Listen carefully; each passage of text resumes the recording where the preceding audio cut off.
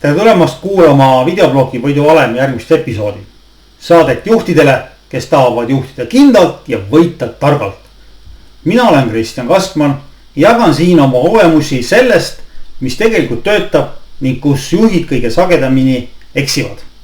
Tänase episoodi pealkiri on tagasiside andmine, miks vaikimine on suurim viga. Kui juhid hoiavad tagasisidet endale ja vaikivad, siis see ei hoia rahu.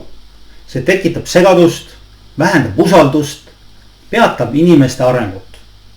Täna räägime, miks vaikimine on hullem kui aus sõna õigel ajal. Kuidas see mõjutab meeskonda ja mida saad sina juhina kohe paremini teha.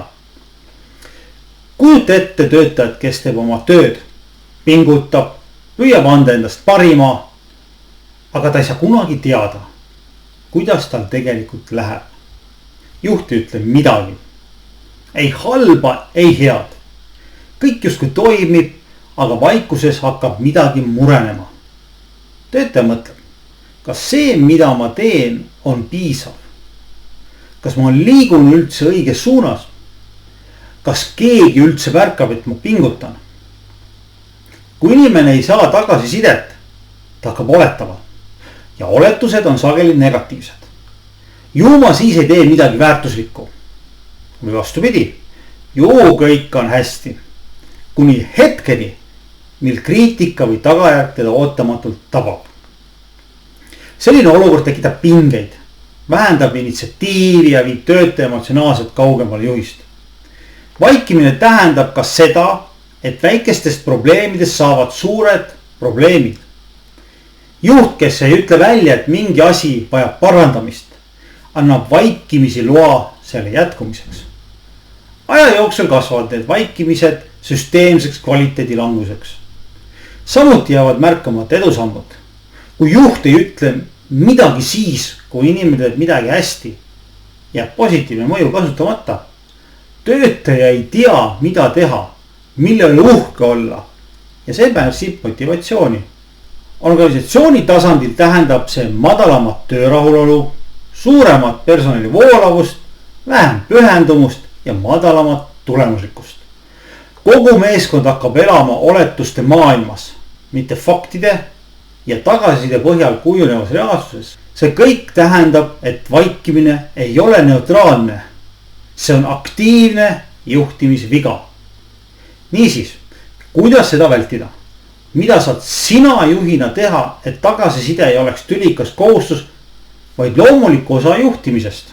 Esiteks, muuda tagasiside andmine igapäevaseks osaks oma juhtimisstiilist. See ei tähenda pidevat jutuajamist ega pikki arenguvestlusi. Piisab lühikestest selgetest kommentaaridest. See lähenemine töötas hästi.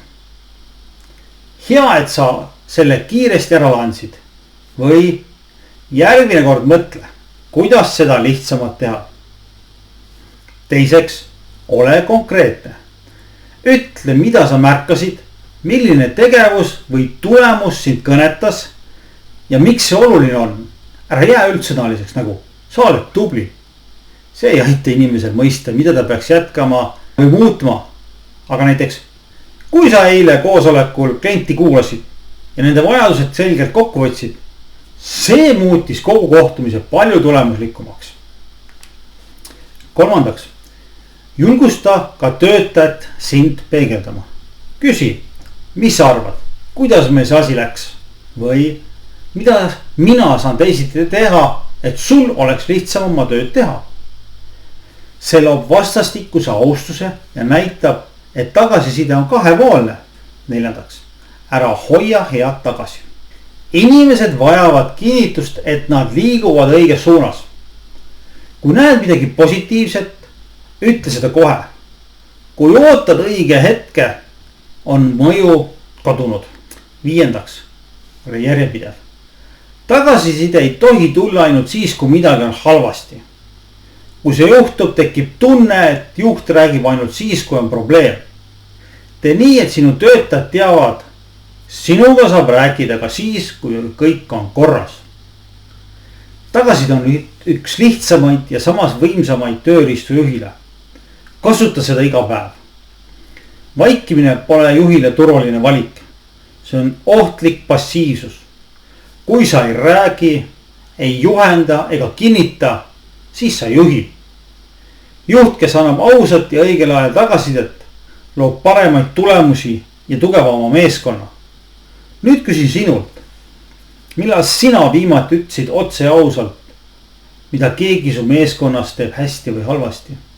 Aitäh vaatamast tänast episoodi Võiduvale. Järgmisel korral räägime teisest nähtamatust komistuskivist.